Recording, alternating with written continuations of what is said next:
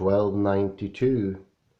This is an afternoon lecture for once, and darkness has already fallen. We have night. I would today talk about constructive mathematics.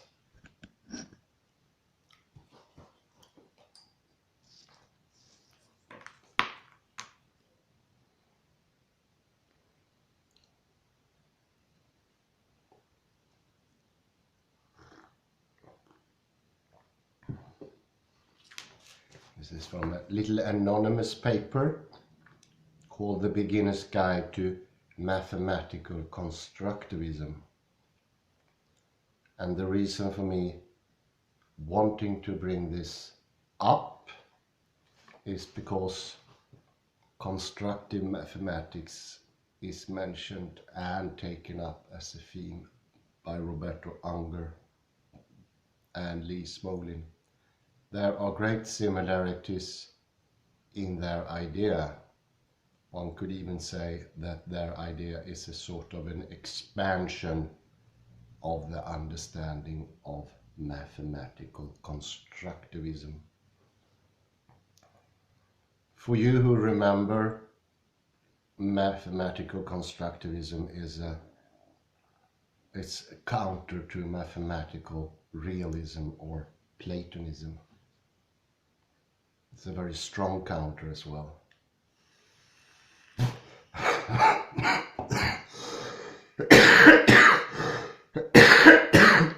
It has been countered and proven to work in many cases, in a lot of cases. So it's a workable mathematics, although there are some resistance. And I would say that the resistance that is against constructivism is because of this lure of a transcendental understanding. This does not mathematical constructivism give. It is not giving a God's-like, beyond worldly panopticon or homunculus view of reality as many times taken away from this world. On the contrary, it's incredibly real, and therefore it doesn't follow laws, or at least it doesn't follow unchangeable laws.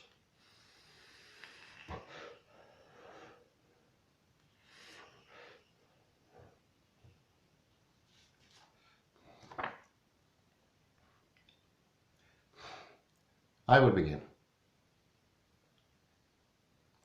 The foundational crisis in mathematics, along with roughly 4 decades following it, was most likely the most fertile period in the history of logic and studies in the foundations.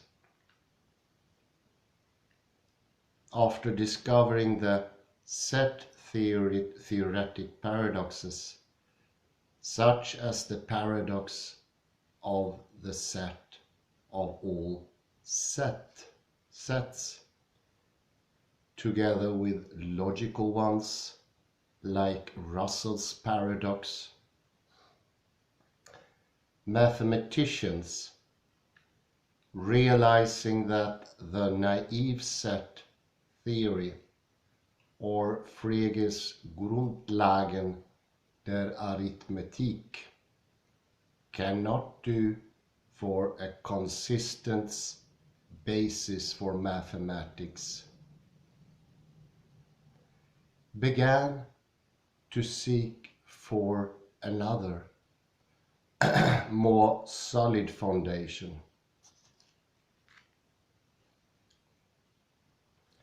This came also with a justified skepticism in regard to the means employed by George Cantor and Richard Dedekind in their work in set theory and analysis, respectively.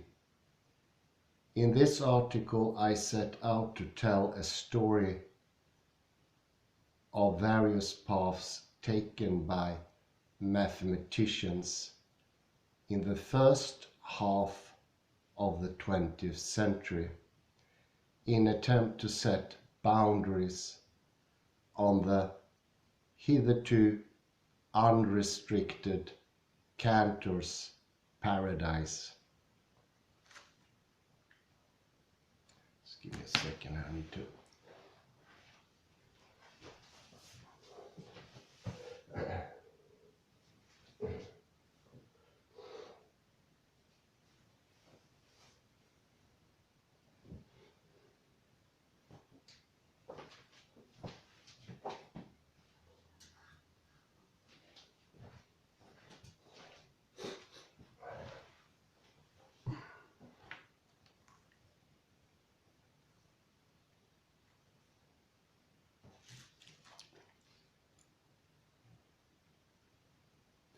My aim is to distinguish as clearly as I can between the tags like constructivism, finitism,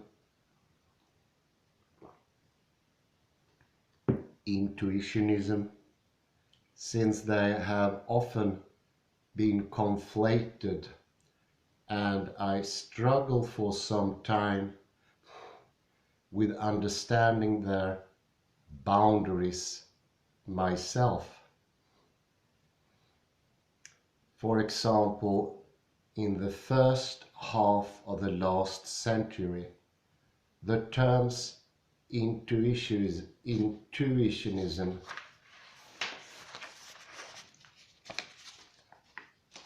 and finitism were used interchangeably. So if we want to rely only on the original publication, they will surely confuse us sometimes. I believe that George Cantor can be called, paradoxically, the grandfather of explicit constructivist thought.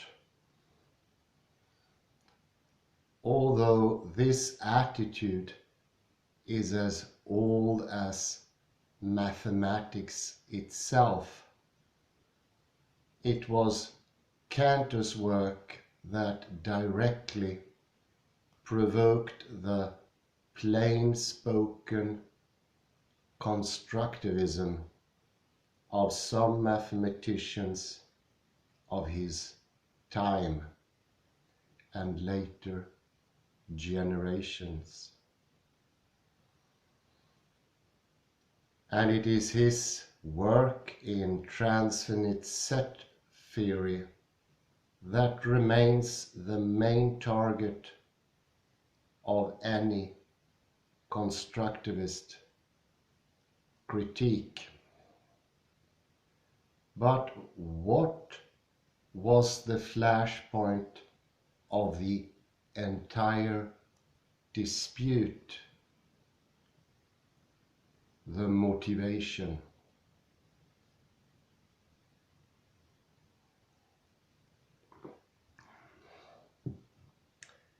In mathematics, when proving some statement, one can work on a special case, arbitrarily high but finite instance, or the general case. I should add that the general case is not always the infinite one. It is always restricted to the domain of definition in question. which can be limited by assumptions that exclude the infinite case. It was Cantor who began to treat infinity as a completed unity and started working on the infinitude of reals. In his early works in trigonometric series, he was able to form new methods and concepts when existing approaches to some problems had failed. This led him to his own definition of a rational number and later of a number in general.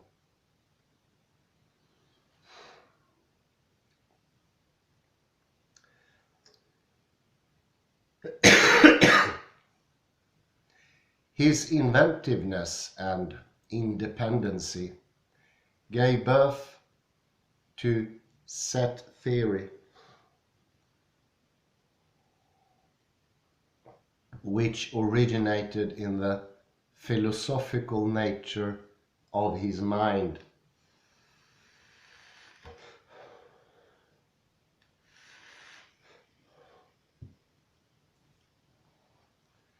Cantor came up with the theory when looking for further generalization of his theorems. But even before the creation of the theory of transfinite numbers, his drive towards higher generalizations had enemies, even among his co-workers, like in the case of Kronecker. Cantor brought about new methods which implied the existence of mathematical objects, not only controversial for methodological and philosophical reasons, but also bearing contradictory effects.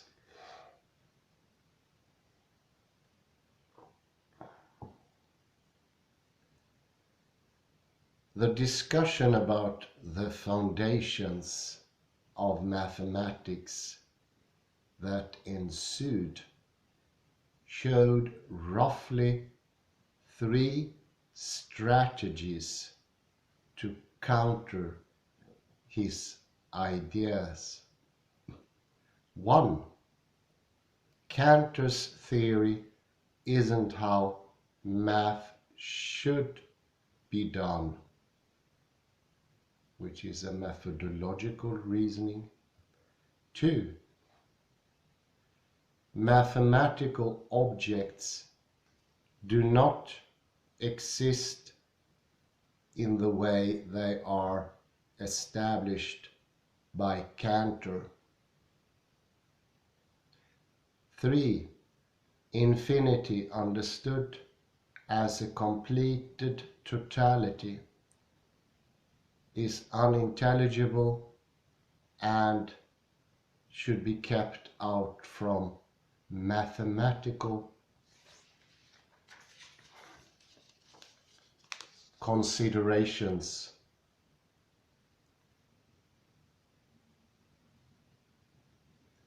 We will see how each constructivistic stance tackles the issue. Constructivism. Constructivism has two meanings, a general and a more technical one.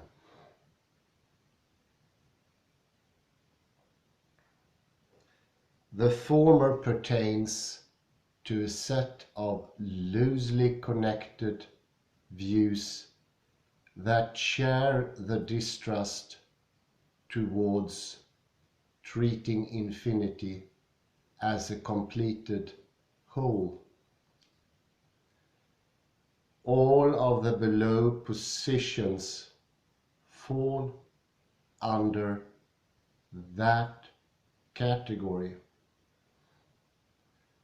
but they vary in reasons for this distrust. Some have certain methodological claims that imply such a count. Others repudiate Kantorian style of doing mathematics more for philosophical reasons.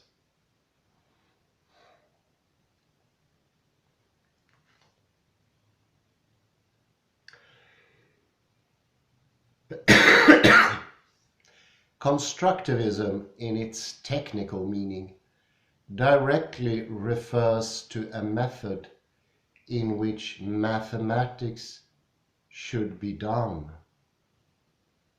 It claims that an assertion about the existence of some object should by its proof give us a method for constructing such an object.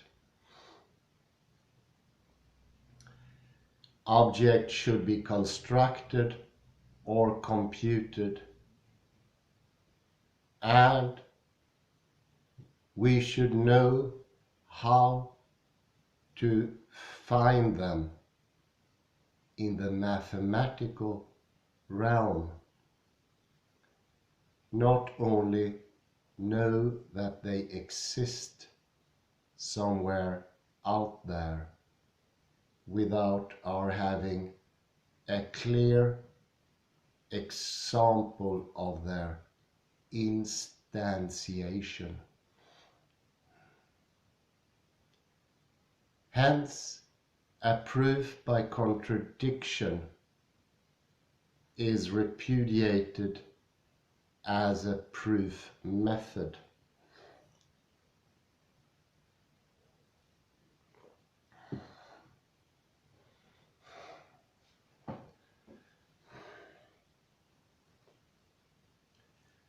That is because it simply does not tell us how to construct an object, but merely that its non-existence would be contradictory.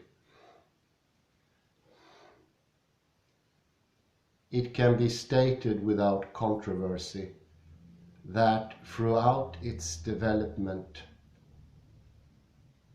mathematics has remained mainly constructive in the above meaning right until the last quarter of the 19th century,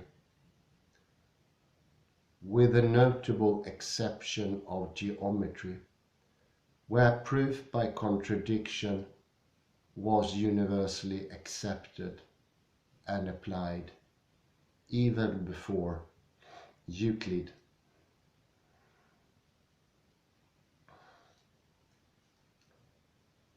But the reflection about the meaningful limits of mathematics was for the most part of the history in the subconscious. Regarding the question about the nature of infinity, it is known that the Greeks always understand it potentially and not actually. That is, as a completed whole. Maybe the first known mathematician to explicitly reflect upon those two types of construing infinity was none other than Gauss. He famously said that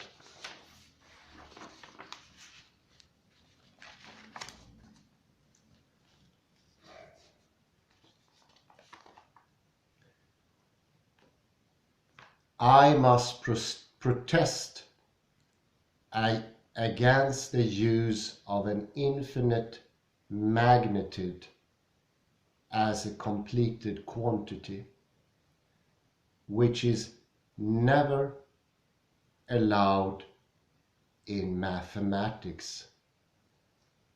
The infinite, listen to this, the infinite is just a manner of speaking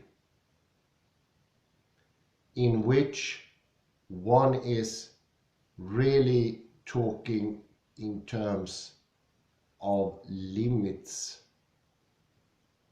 which certain ratios may approach as close as one wishes, while others may be allowed to increase without restriction. He seemed to be aware of the problems that bringing infinity to mathematics might cause. But Cantor went in the downright opposite direction. Ursäkta mig. And it was maybe his results that induced a more explicit account of constructivism. His teacher from Berlin, Leopold Kronecker, can be described as the first conscious constructivist. For him, only the natural numbers were God-given, and all other objects should be explained in terms of the naturals. Assertions about existence must be backed by constructions, and the properties of numbers should be decidable in finitely many steps. Kronecker vitally opposed Cantor's set theory.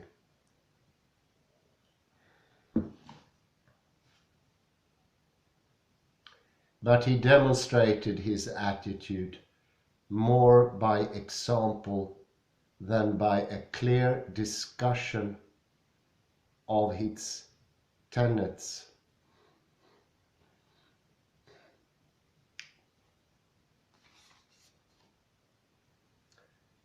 Finitism.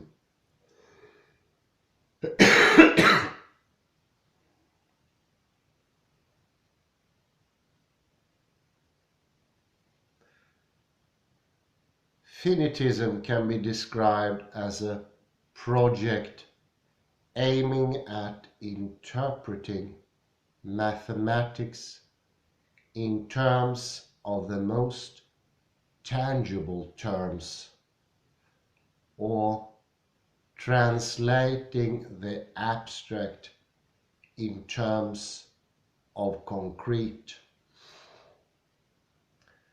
Its base is the concept of natural numbers.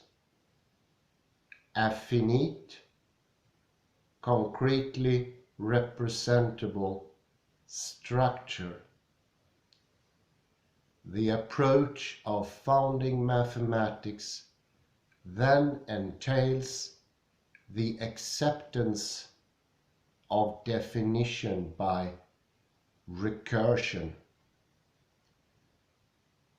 and proof by induction. The structure of natural numbers is, after all, produced by applying the simple successor function to the last element. Just give a second.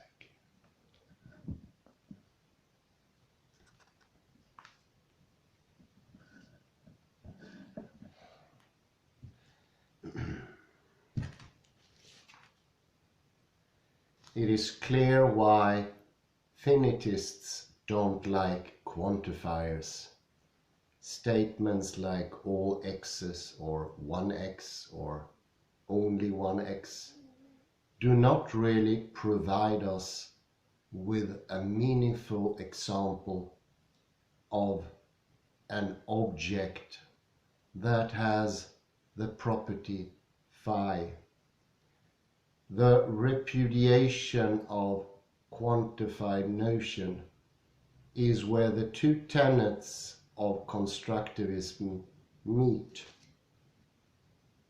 The existential quantifier is done away with.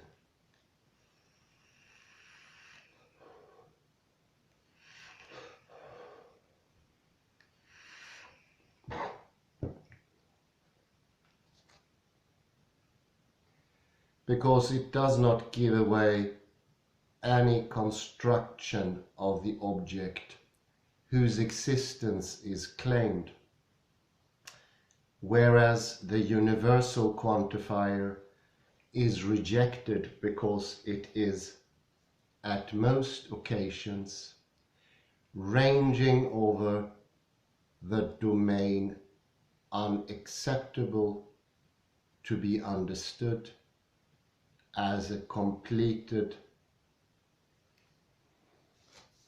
whole, that is, the infinite set of sentences or object. Fortunately, finitism has found its way around that issue. It would not be an overstatement if I said that the greatest pioneer and champion of finitistic methods was the Norwegian mathematician Toralf Skolem.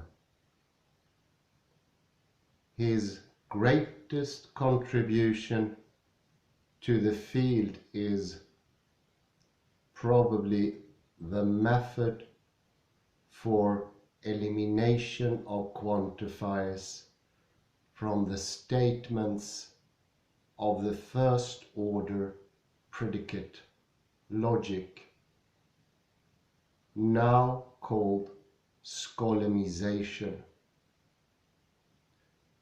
Thanks to his technique, statements with quantifiers can be interpreted in terms of quantifier-free statements. In this way, there is one x or all Rx is understood only as partial communication that is supplemented by showing an exact x that satisfies phi. All x, 1x finistically means providing a particular x such that one x does not hold. Moreover, Skolem showed further that a substantial part of arithmetic can be done in the calculus without quantifiers. Functions in such calculus are introduced by primitive recursion. Since Skolem did not present his results in a formal context, we had to wait until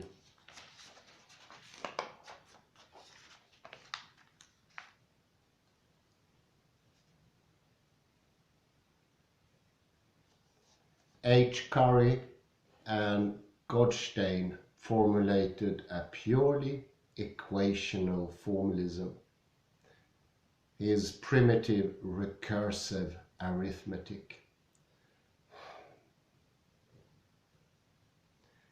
Finitism is not as limiting as one might think.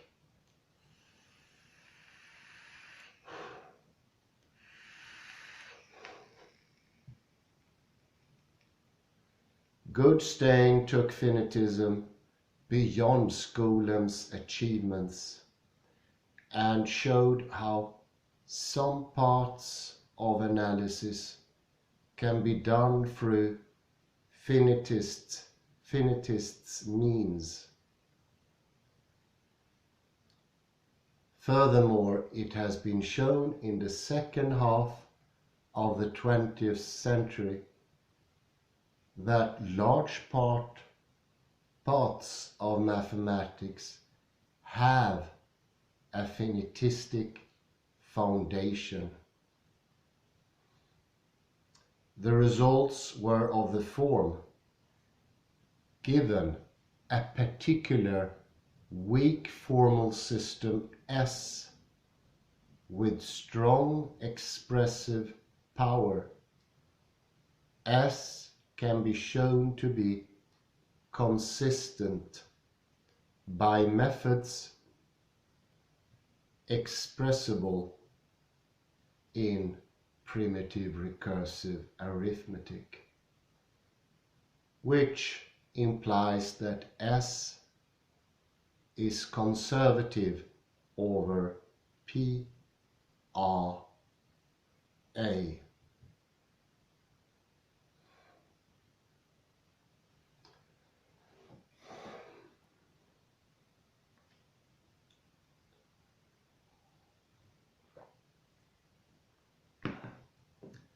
Skolem was repeatedly cited by Hilbert in the latter's publications on his program for a particular reason. Hilbert showed an ambitious approach towards the problem of finding a plausible foundational theory for mathematics. He believed that set theory is the best one and should not be rejected. He did not want to throw any methods from the mathematician's toolkit, but aspired to found the transfinite mathematics on the more reliable, so to speak, finite mathematics. He said that no one shall expel us from the paradise that Cantor has created for us.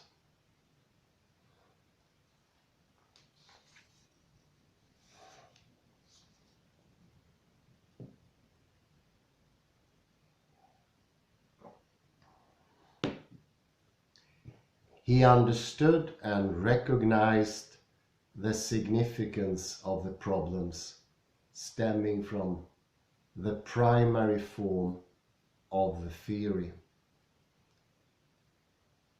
but did not want to throw the baby out with the bathwater, rather find a way to convince other, more skeptic mathematicians that it offered valuable conceptual tools for a universal language of mathematics. He criticized Kronecker as a dogmatist and praised Frege, Dedekind and Cantor for their, as he said, sagacious approach to the issue, while pointing out that it still needs clarification and rescue from the lurking paradox. His strategy was as follows.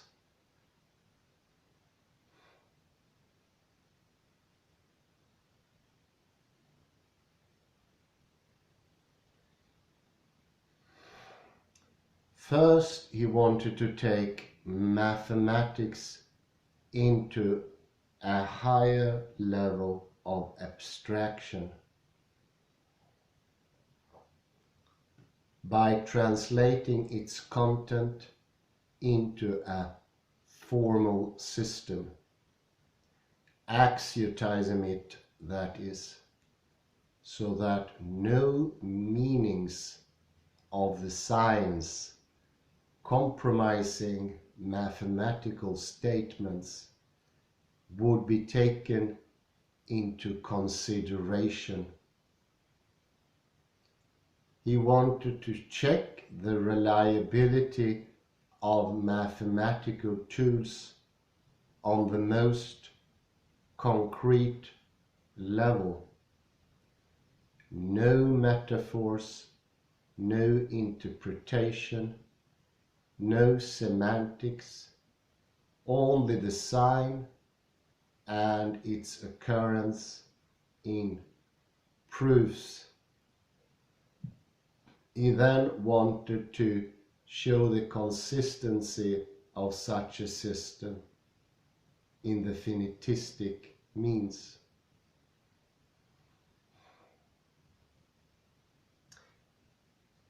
We should note, I was thinking that as well, that Hilbert was not a constructivist himself.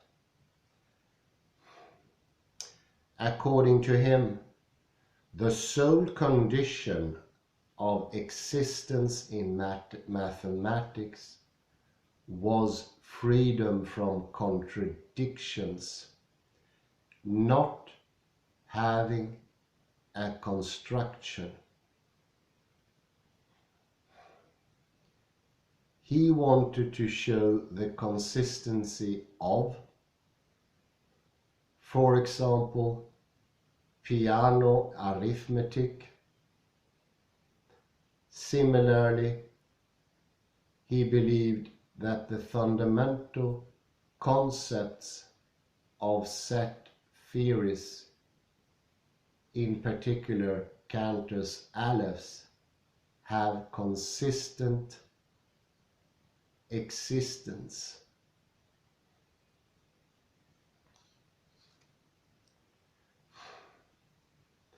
So, not being a finitist, Hilbert initiated a fertile research in finitistic means of proving.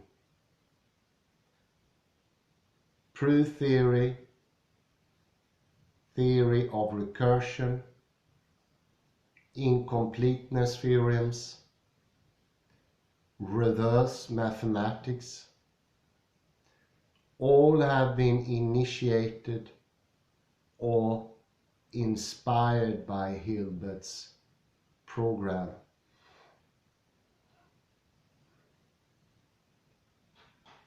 It should be noted that some mathematicians disbelieved even in the intelligibility of the notion of a natural number.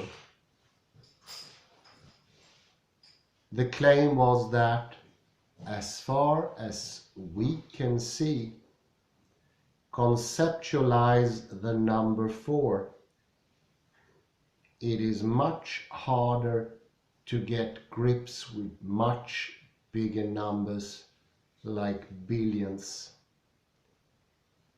They claim that even the idea of natural number involves a strong idealization of concretely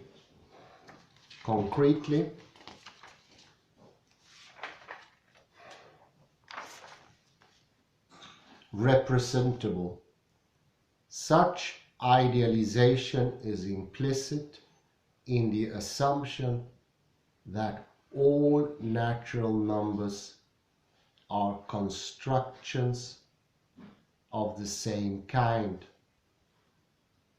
In fact, we cannot handle understanding such big numbers without a general concept of exponentiation. Those mathematicians calling themselves actualists, ultra-finitists, or ultra-intuitionists claim that mathematics should restrict itself only to numbers that can be actually realized, that is, in our imagination or in nature.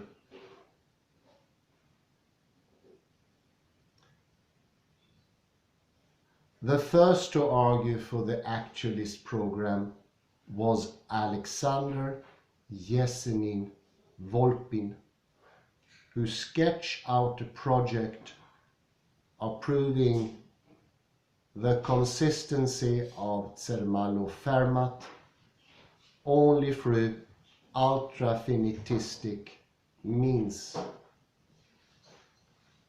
But the program in general has not seen much development since there appear to be inherent difficulties with actualism. I think I stop there. I say thank you very much, and we will continue with even more interesting things in 1293. There will even be a paragraph about that the decimals of pi are not proven, can never be proven to be 0, a real number, a negative number. It can actually be something completely else. I say thank you very much and have a very pleasant afternoon. Although it's dark, it is still afternoon here. Look at the star. How lovely, isn't it? Thank you very much, and bye-bye for now.